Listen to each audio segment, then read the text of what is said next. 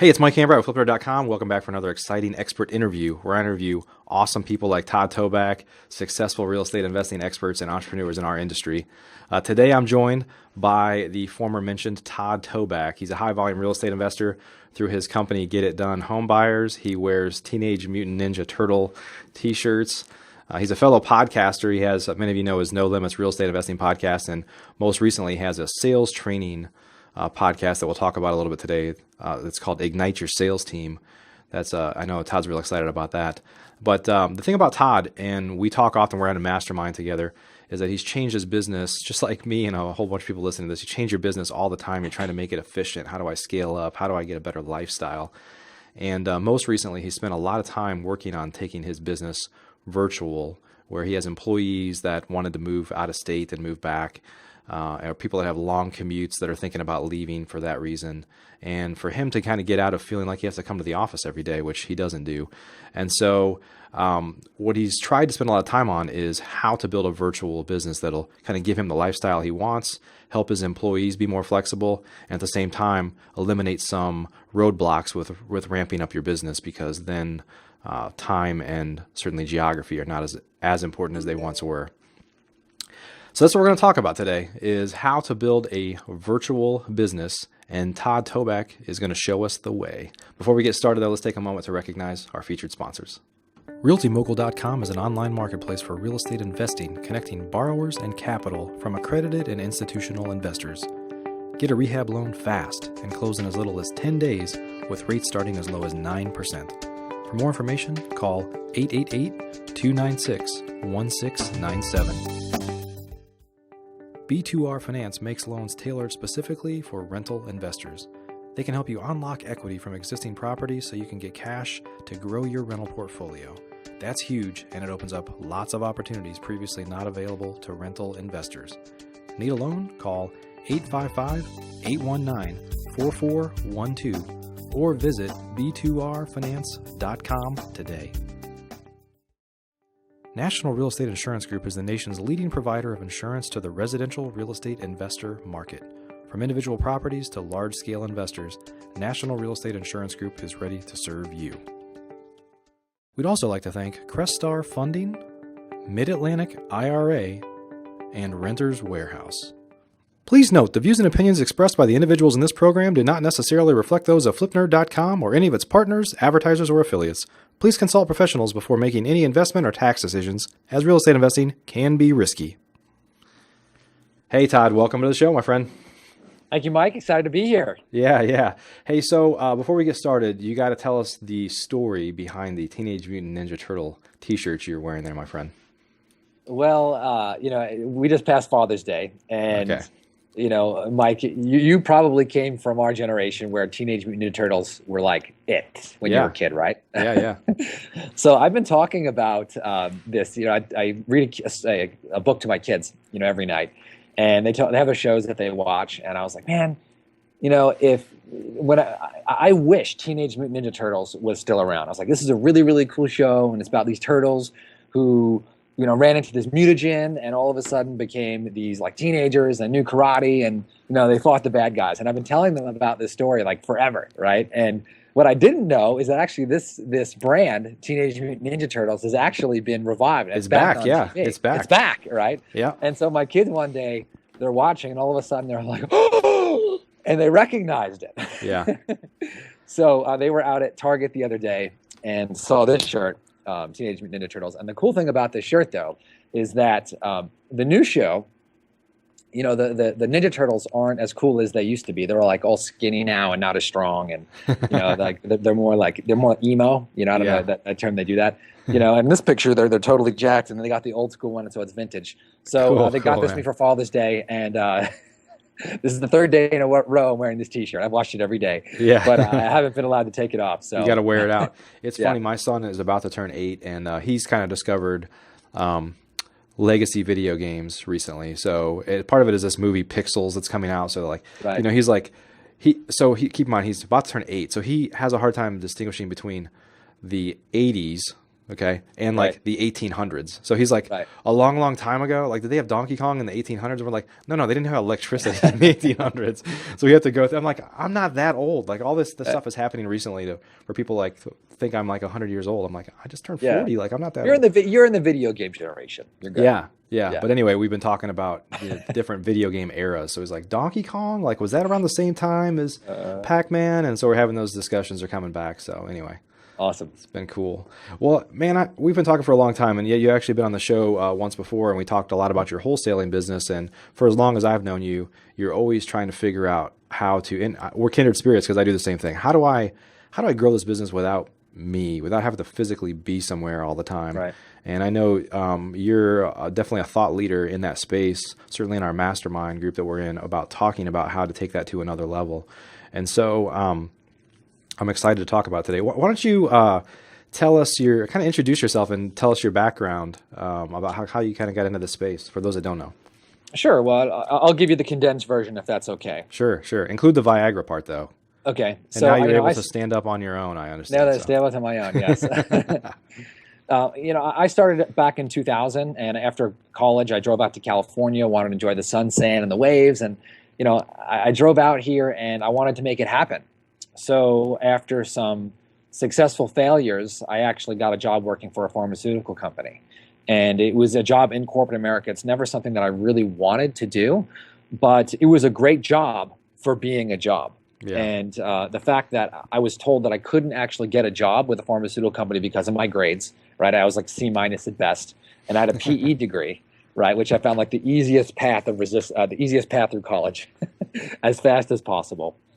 Not to insult anyone who has a PE degree, but I was not expected to be able to get that job. And I remember buying a book on how to get a job in the pharmaceutical industry. And it said that if you hang out in the medical office buildings, put on a suit and find the people who already work there and grab them and ask them to get you an interview, that they'll get you in with their manager, right? Because they'll get a referral fee. And that's like the back door. So forget trying to send resumes.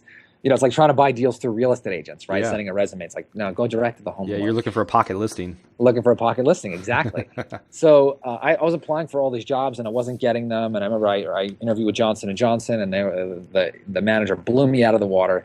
And Pfizer Pharmaceuticals, which was the big dog back then, they were Viagra just came out on the market, Viagra was just popping up. Viagra was popping up. Sales were up. Competition was stiff. Yes, I think I told that joke on the last podcast. But I want to pop in a job with Pfizer. And the great thing about this, what I learned there, was how to sell. I mean, these guys knew how to train. We were before I even was allowed to speak to anybody at the company. They gave me a week of teleconference study in which I had to take tests on the telephone and hit the prompts. And then I was in 2 weeks in Irvine where they made me do video conferencing with my manager and role play and present with this thing that we call the detail book. And then they flew us to New York and we had to get up and present and role play. And it was awesome. And they just pounded you and taught you how to sell and communicate. And I really, really enjoyed it. It really pushed me. And I really credit that for some of my success in real estate, because about 3.5, 4 years in, I started to get, that little itch of like, I want to work for myself. Right. And I met with my boss and I was like, Derek, great guy, by the way, awesome mentor. I was like, I want to raise. I want to make double what I'm making right now. What do I need to do? And he's like, come here, grasshopper. He's like, I love you, man. He goes, but you don't understand how the corporate world works, and it's not going to happen. Yeah. And he's like, I love you, man, but it's just, it's not it. And he says, I'm not sure I can give you what you need. And I just sat there and I was like, what do you mean? He's like, tell me what you need, because if this is the case, I'm not going to invest in you anymore. And I was like, all right. So I left a little depressed, a little dejected, and I'm driving on the 101 freeway, and I see a Barnes & Noble's bookstore on the right-hand side. And something says pull over. And I swerved across 3 lanes of traffic, and everyone's giving me the finger and honking their horn. Walked in there, found the real estate section, opened a book called Multiple Streams of Income by Robert Allen. I'm sure you've heard of it. Yeah. And long story short, he told me to go find out-of-state owners. So I went down to the county courthouse And this is before you could just pull a list off ListSource, right? Right. Data was hard to find. Right. And I went down there with donuts and coffee, wrote that down to the receptionist who worked there, and that was part of sales, right? And she showed me how to find owners in the area. And I remember pulling out these books, and literally it was like the movie Ghostbusters. I opened up this old book. I was like, blow some dust off of it. Yeah, blew the dust right off the book. And I got 26 names, Mike. 26 names. And I handwrote 26 letters, and I got one phone call. And I had no idea what I was doing. I met with the seller. I was real nervous, didn't know what to say. Locked up the house. If you just take all the small details out of the way, sure. We sold it, made 80 grand. I had a partner. I took 40, and my partner took 40. Yeah. Here's the crazy thing. But you had a taste. I got a taste. If I would have asked the right questions, if I would have listened better, if I knew how to sell better than I did now, I would have made 180 grand on that property. So that was one thing I learned. So it was awesome. It was exciting. It gave me a taste. And I was on my way, right? It took me a few years to break out of corporate America. And if you're listening to this and you are working a job, your job is dangerous. It's holding you back because you're comfortable. You're nice and cozy in that salary, right? That nice, the nice $4, $5, $6, $10,000, whatever coming in a month, right, is keeping you from running towards your dream. And so for me, I should have just quit right then and there, right, and went for it. But I kind of like rotted away for another 3 or 4 years until I got the bravery to let go. And finally, I made the jump. Yeah. And everything happens during that time, though, that 3 or 4 years. Did you continue to try to invest, or you just kind of dabbling? I did. I was doing deals, right? But here's the thing: is that job kept me cozy, right? So I bought a couple out-of-state rentals with traditional loans. Right, paid close to retail. I still own them today. They're good investments. Yeah. Right, but I wasn't like hungry when I first did that deal. I was like, and I was just doing everything, and so that job kind of made me soft. And so if I had to go back and do anything differently, I would have burned the ships at that point. Yeah. Right, and that who knows what would have happened, because ironically that was in 2001, and I didn't leave my job until 2005, 2006. Yeah. Right, so I would have been investing during that entire run up. Right, and I missed out on that because I wasn't willing to take the jump. Sure, yeah, I understand. So kind of talk about. I know we're going to get into building a virtual team, so we could probably spend a lot of time talking about the story of how you got from leaving your job all the way to that point. But kind of tell us, you quickly, once you got in, over a period of time, you ramped up, really fast.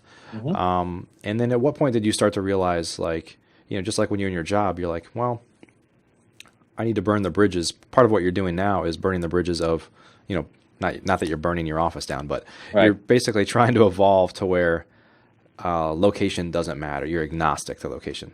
Right. Well, two things is that, I was the one-man show for a while, right? So I was running really, really hard, and I said, hey, I don't want to do this anymore. So, I started reading a lot of books on scaling, and I hired a consultant, and, it told me stuff that I already knew, and probably by listening to this show, that you can't do it all on your own, and you've got to build a team, just like probably someone else edits, your podcasts, right? Yep. And so, we got an office, and it was a small little office in the worst part of town with a little alley, and I spent $250 a month to get in there, but it kind of got me started. Yeah. There's that second level where you don't do everything yourself. You're there and you're training people, and everyone's reporting to you. Right, and all of a sudden your revenue goes up, right? You're like, whoa, and now you're here, right? But what happens is that I hired people so that I could work less. But as you grow, if you're in the office or if you're supervising people, all of a sudden now that catches up again, and you're doing more volume, but now you're working harder than ever, even at that point. Are you feeling me? Yeah, and your expenses go up a lot too, because you're like, well, okay, my top line grew, but I'm not necessarily taking home a lot more money, and you're working harder than ever, right? Exactly. But there's always but it's going to get better. It's going to get better, right? So then I really read a couple great books. One was called Traction, and this basically taught me the concept of hiring a GM, an operations manager, or what they call an integrator. And this is someone who will integrate all the major functions of the business and supervise everything. And integrators. By the way, you recommended that book to me last month, and I bought it the same day when we were together, and I read it on the flight home. And you told me the same thing. I was with my wife Lindsay, and I was like, this is me. This is me. I can't be like the person you say I need to be like, because that's not me. Yeah. So are you an integrator? Yeah. Yeah. Oh, no. No. What were the two types again? Visionary and integrator. Yes.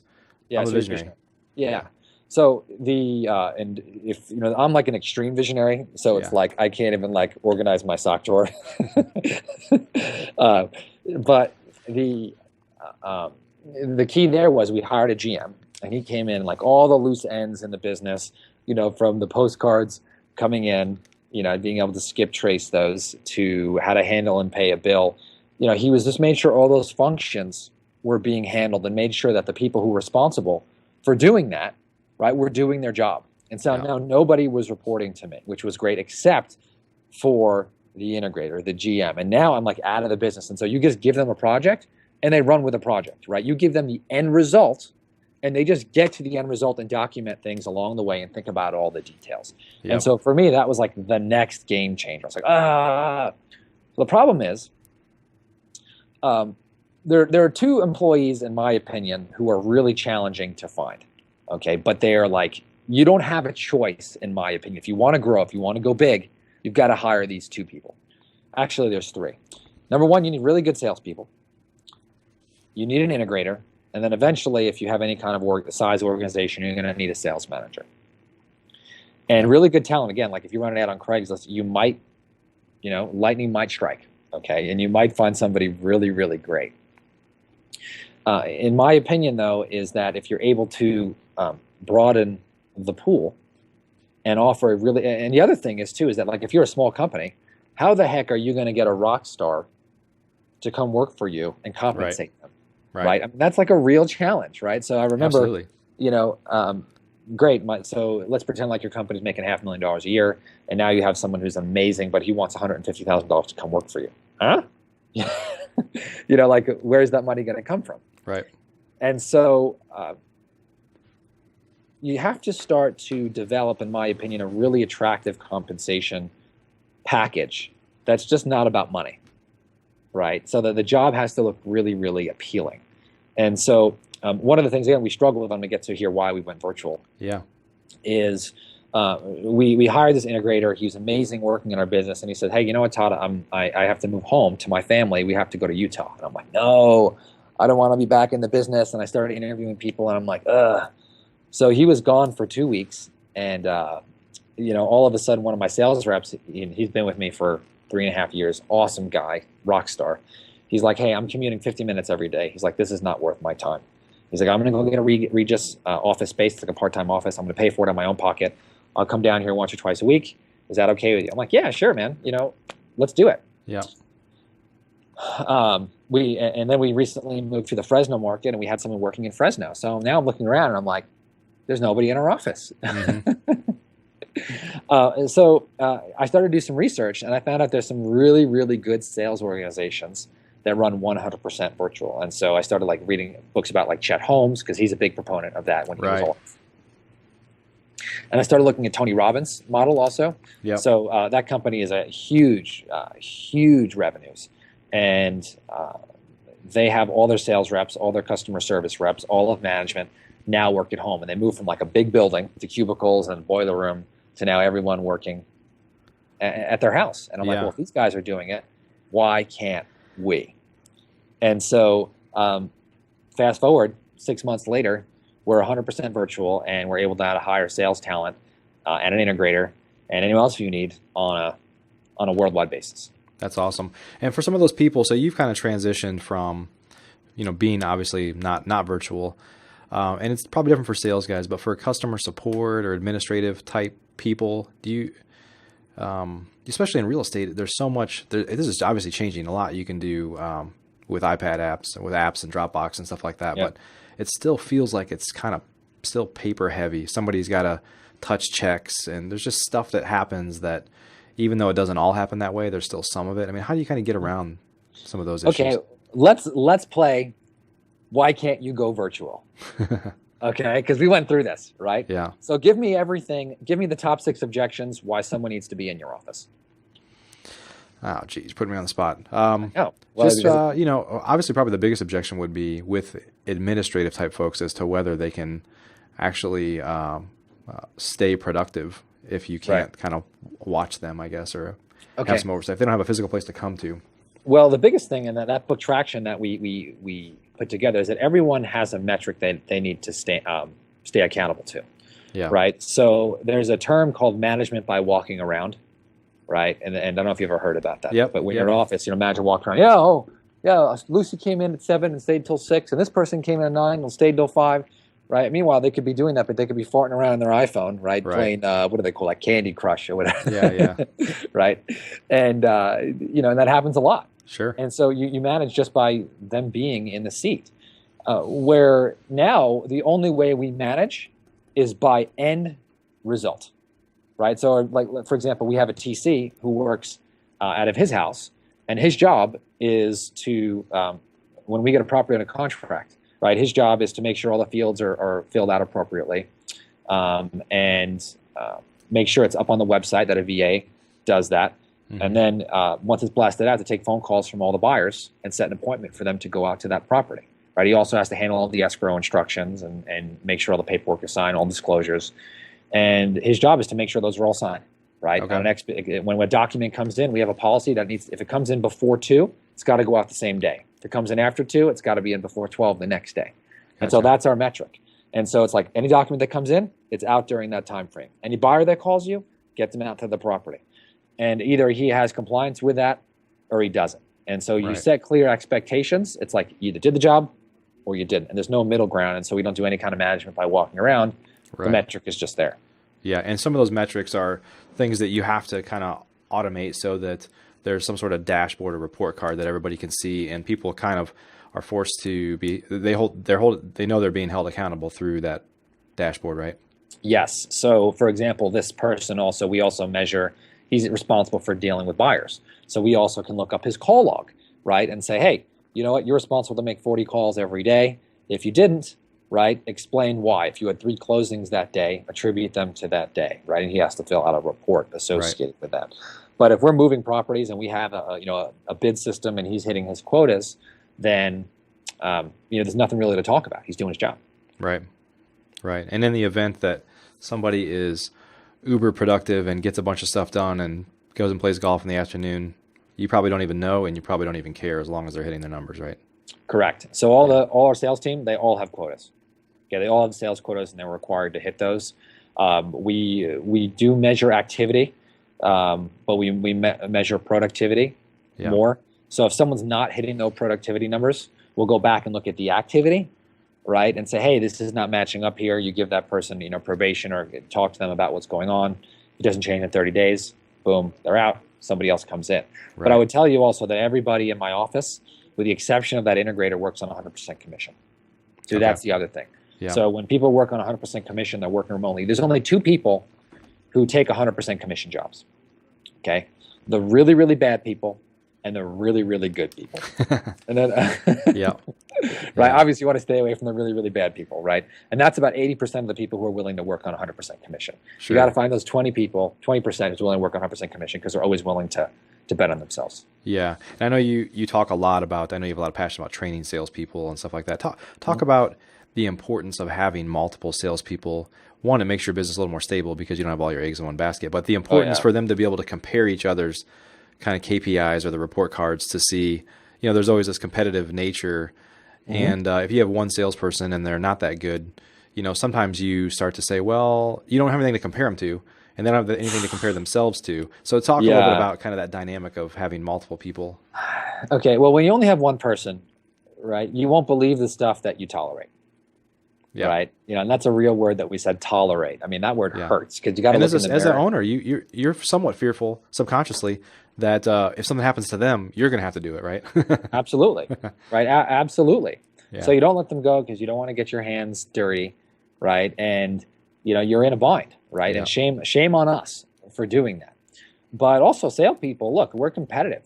Right, the good ones are, and they really care. So we have an office. It doesn't have to be all or nothing, by the way. If you see right now, I'm in my office. This is only the second time I've been in my office in like 40 days, and I did it because we had a hardwire, right, for this interview. Yeah. But right now, one of our awesome team members is he's working here today because he's looking at a property down here and met some sellers. But he's never here either. But issue there is, there's some camaraderie that we used to have in the office when the salespeople were here, but that wears off, in terms of, being here every day, all day, and the commute, like a 40-minute commute every day will take away a lot of that camaraderie. But yeah, the scorecard, people look at and say, okay, look, I'm only making 40.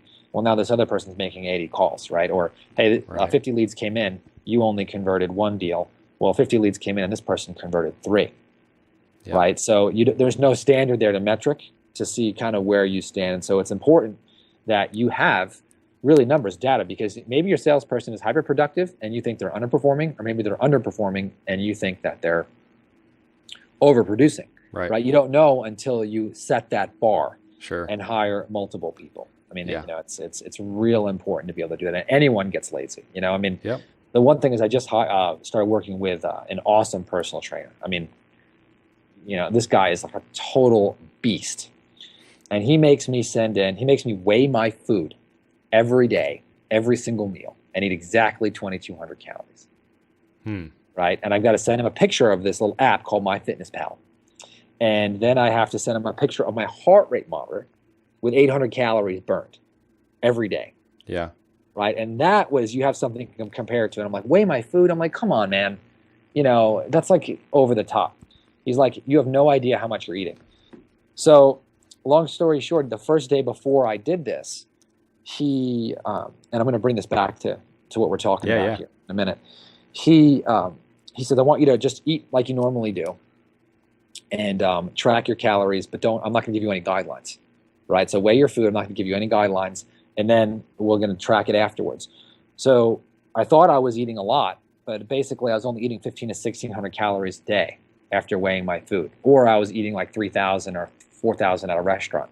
Right, because of the types of food I was eating. And so once you get out on paper and you have something to compare to and you're actually weighing it, and the scale being the measurement of something to compare to, you know exactly where you stand, right? So I lost about 5 pounds in about 9 days, you know, and it's just like, and you look at every single one of his clients, every single one, and they all have like shredded 6 and 8 packs. This 45-year-old mom, 3 kids, it's like, she's like totally yoked. And so, you have to have something to measure it against, whether it be a scale or other sales reps. Yeah, and I think you gotta be true to yourself, because there's a lot of business owners that, like you just said, I mean, kind of a similar example to what you just said. You purposely don't document stuff because you don't want to be held accountable.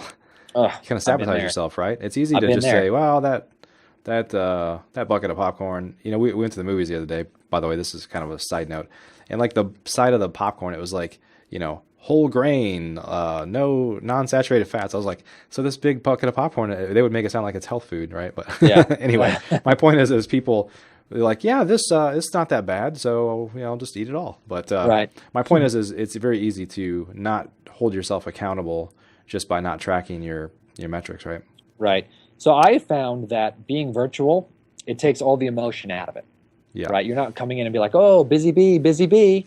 Right, everyone is working hard. You hear those keyboards typing, you hear people on the phone. It takes that out of it. Right, and now it's all about the numbers and the productivity, and it forces you to take a look at everything. Right, we were looking at some mailing campaigns that we're doing. We're like, oh my gosh, I can't believe I've been throwing away this particular money on this particular list. Right, by not keeping a super close eye on each campaign. Yeah, and that's been huge for us. Yeah. Well, Todd, let's jump into kind of just the hiring. Do you want to talk any more about hiring salespeople or some of those things, or some kind of advice? Yeah, I love it. So if you want, I mean, if you have a real estate business, if you want to grow to any way, shape, or form, you're eventually going to have to hire salespeople. That's real important. And because unless you want to be meeting with a homeowner at 8 o'clock at night, right, at a kitchen table, and I'm sure you've been there, right, Mike? Oh yeah. Yeah. Right? Unless you want to be there, or if you're trying to run the bookkeeping and the marketing and be that visionary, you're not going to be able to be a visionary and really invest in your company if you were the one answering the telephone. Those roles can't be done by both people. Right. And so if you're the highest, best use, you're going to have to hire them. So in my opinion, you should always bring on a sales professional in your company, no matter what business. If you have a catering company, you've got to get a salesperson, right? If you sell cars, obviously you have to have a salesperson. If you sell SEO, you've got to have a salesperson. Mm-hmm. And so if you're a newbie, right, you're not going to hire one your first day. But if you got a couple deals underneath your belt, it's one of the best things that you can do. Yeah, absolutely. Absolutely. Do most on your show? What's the percentage of people who have salespeople? Would you say? I never asked that question, but we have a variety of people, but I think it's usually most people that are on the show. We talk from people that are in the process of scaling up or looking to kind of expand beyond themselves, all the way to people that are doing high volume, like some of the folks that we know. Right. A little bit of everybody. Yeah. Right. So the biggest thing is that you're looking for a total rock star, and the total rock star, if you ask them questions, they have a pattern of success wherever they go, right? Yeah. So it's like you look at them and they're good at everything, So for you, let's say, Mike, like you are a superstar, right? I mean, you're right. But take a look at it. I mean, look, you're a trainer for home investors, right? Am I allowed to say that on the air? You just did. Okay, great. But you've got a phenomenal podcast, right? Flip Nerd, the website's like amazing, right? And it's like that doesn't happen by accident, right? You've made that happen. And so if you look at, for example, we had one person come in he played collegiate football and was a captain, right? And when he got a 4.0 in college, and he came in here and we had this push-up contest, and he came in and he was like training secretly with nobody, and he came in, boom, banged out 120, right? And he was in the bathroom drinking Red Bulls, like pump himself up, super competitive, and he comes out, it's like, rah! And those are the types of people, right? It's the ugliest kid who dates the prom queen, right? And it's like they have a pattern of success, and so you want to hear that when you interview them. Be really in tune to people who just stand out from the crowd. If you're looking at this person, you're saying, hey, this person just looks about average, they could do the job. That's not the person. Yeah. Right. You want someone who's going to go get the deal, where all of a sudden they're like, hey, the seller said they don't want to do the deal right now, to call me next week. And they said, no, I got my car, I drove down there, and I got the contract. Right. That's someone with that kind of mindset. And so, they just make stuff happen. Yeah. And that's the kind of person that you're looking for. So we put an ad that attracts that. And I got this ad from Chet Holmes that says, like, don't even call in unless you're an absolute rock star, right? And that you can make, between 100 and 300 grand a year. And if you're even mediocre, I'll sniff you out in a second. We put that out there. And so we make them submit a video. Here's a little trick that I haven't told anybody. Oh, Flip Nerd exclusive, everybody. Flip Nerd exclusive. Okay, so a lot of people have gotten in our mastermind, they use a video. Right? Have you heard that before, to get people to submit an application when they gotta submit? We did that the last time we were hiring for a couple of positions. We had them submit a video. Yeah. Okay, so that's good. But if you want to even do two things more, we make everyone take a DISC test, DISC. Yeah. Right. Before they do that and submit that. So that's the second thing. But the third thing that we do, and this is my favorite thing now, we just started doing this. You want to see how they respond to like just a small roadblock. Right, you want closers, because a lot of salespeople, what they do is they close a couple of deals, and they think they're closers, but really, in essence, what they were is an order taker. He was a laydown, right? The seller was like, needed $40,000 to get Billy Bob, her son, out of jail, and if she didn't close, if she didn't get that money in 30 days, she was going to jail too, right? Yeah. And so they've closed those deals, and they think that they're closers, but most people aren't closers, right? Good closers, what they do is they're constantly pushing the sale forward, and the prospect is being closed and they don't even know it, and they're pushing them forward and they don't let them go back.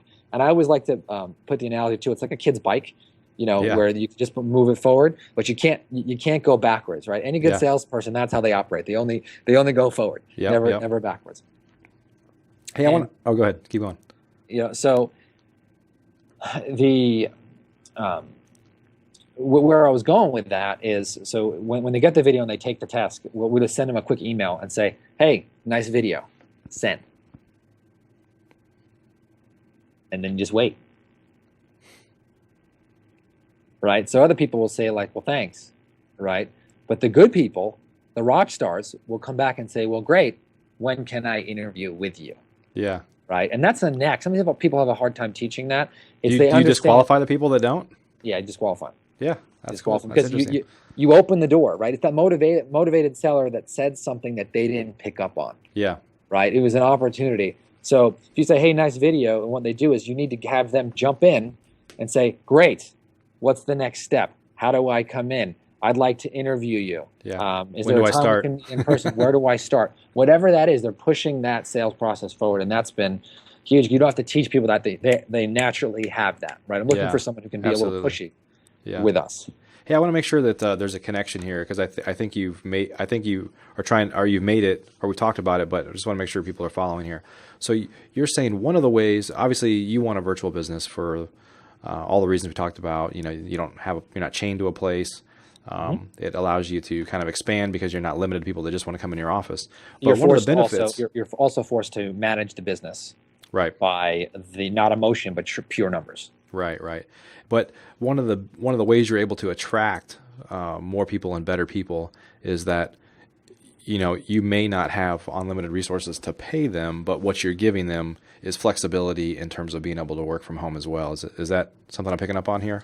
Yeah, that's an opportunity, right? It's an So for me, incentive, right, for the it's right an person. incentives, but there's also the opportunity upside because everyone's working 100% commission.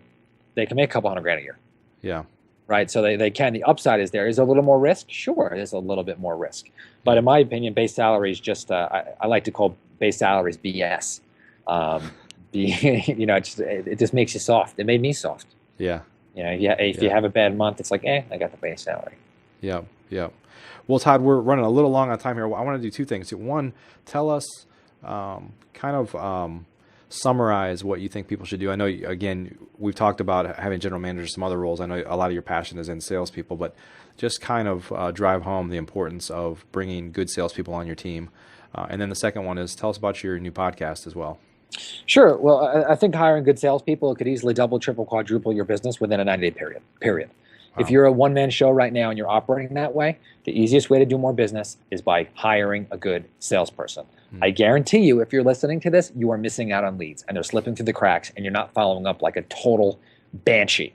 And you should be, right? I'm in San Diego right now and the market is so competitive, right? So competitive, right? When they come in here, it's funny, like they'll have a million postcards sitting on the table there, right? And we get the deal. It's because our team, and they know they've got to follow up and follow up and follow up and follow up. And I would never be able to do that as the business owner. It wouldn't happen, Yeah. right? And so immediately, if you have someone just focused on that job, then bring them on, and you won't believe the result. It's a total game changer. Yeah. So if you get anything out of this episode, you can hire salespeople and they can work out of their house, and you could train them virtually. This is the other thing too, is that for me, I didn't want to come to the office every day. That was really important to me. So how, if you're really small and you don't have a sales manager yet, are you going to train your salespeople? How are you going to do that?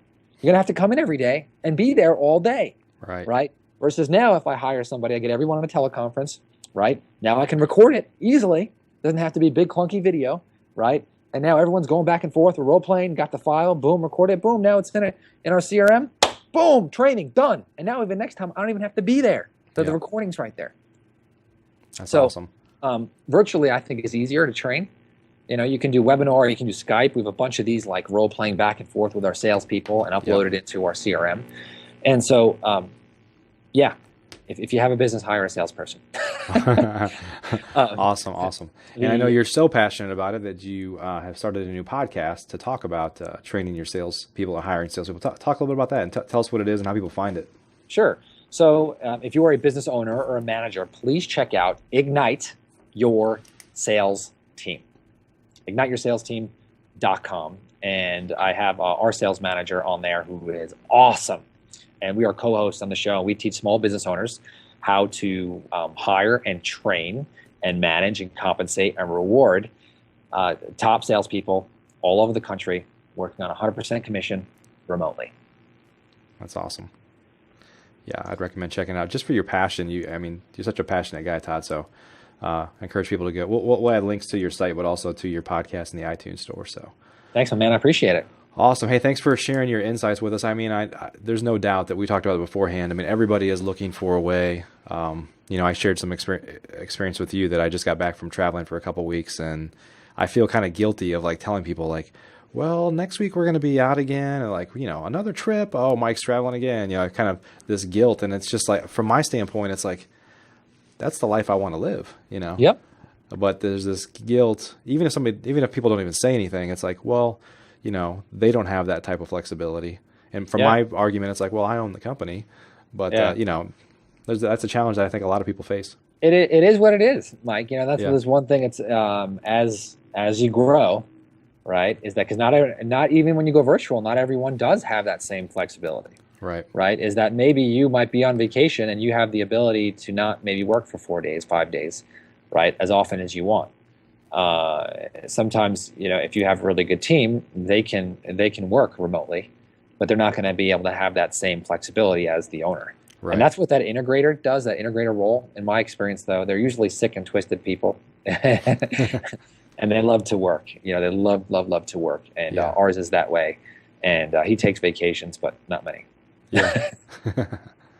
Awesome, Todd. Well, we'll add links down below the video here for anybody that wants to check it out and learn more about what Todd's doing. But Todd, great to see you again. Appreciate your time. Are you a member of FlipNerd.com, the most robust real estate investing platform in existence, where you can find off-market wholesale deals and great vendors literally in your market?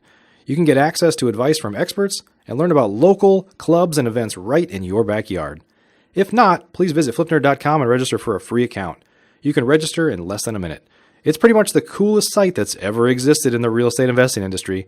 So get on over to FlipNerd.com.